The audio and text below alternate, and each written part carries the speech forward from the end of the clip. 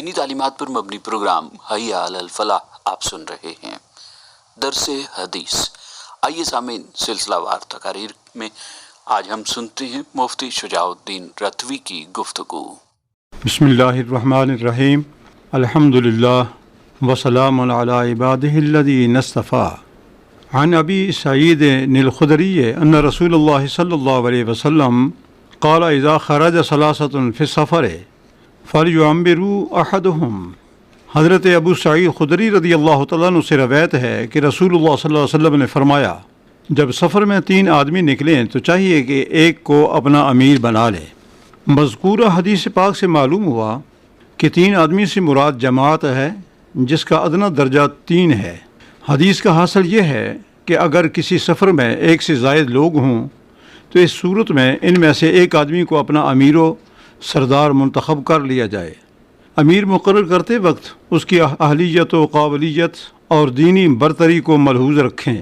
اس کا فائدہ یہ ہوگا کہ اگر کسی بات میں باہمی اختلاف ہو جائے تو رفع نزاع کے لیے امیر کا مشورہ اور حکم بہت مفید ثابت ہو سکتا ہے۔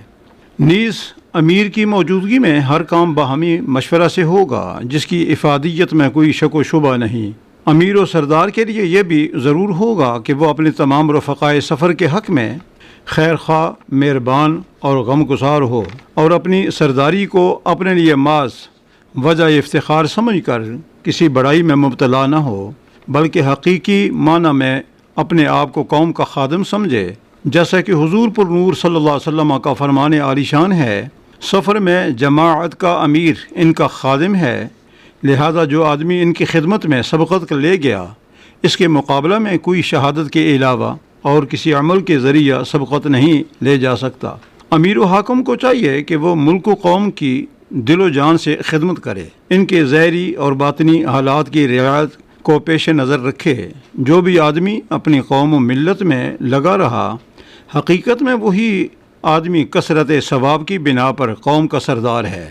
وہ آدمی دیکھنے میں کتنی ہی کم تر حیثیت کا کیوں نہ ہو، کیونکہ خدمت قوم کے علاوہ اور کوئی عمل افضل نہیں۔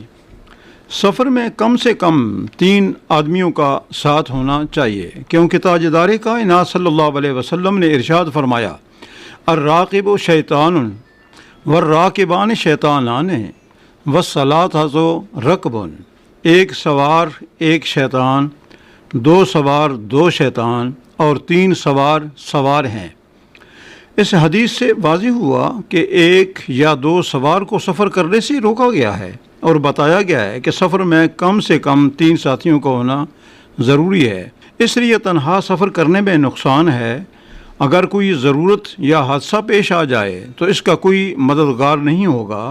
اسی طرح 2 ساتھی سفر کریں تو اس صورت میں خدا نخواستہ ایک بیمار ہو جائے یا ایک مر جائے تو دوسرا ساتھی سخت پریشان ہوگا اور یہ چیز شیطان کی خوشی کا باعث بنے گا۔ اگر کوئی آدمی تنہا سفر کرے یا سفر کے 2 ہی دوست ہوں تو پھر شیطان کو بڑی آسانی سے یہ موقع ملتا ہے کہ وہ ان کو گمراہ کرے اور غلط کاریوں میں لگا دے۔ اسی بات کو زیادہ سے زیادہ اہمیت کے ساتھ بیان کرنے کے لیے 1 سوار کا یا 2 سوار کو شیطان فرمایا گیا۔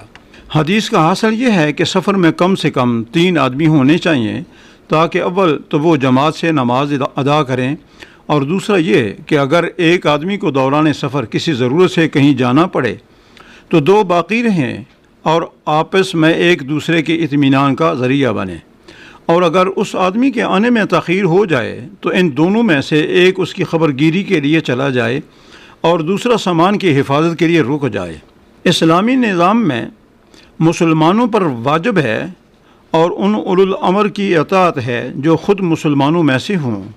اولو الامر کے مفہوم میں وہ سب لوگ شامل ہیں جو مسلمانوں کے اجتماعی معاملات کے سربراہ کار ہوں، خواہ وہ ذہنی فکری رہنمائی کرنے والے علماء ہوں یا سیاسی رہنمائی کرنے والے لیڈر یا ملکی انتظام کرنے والے حکام اور محلوں کے سربراہی کرنے والے بزرگ اور سردار، غرض جو جس حیثیت سے بھی مسلمانوں کا صاحب امر ہے وہ اطاعت کا مستحق ہے۔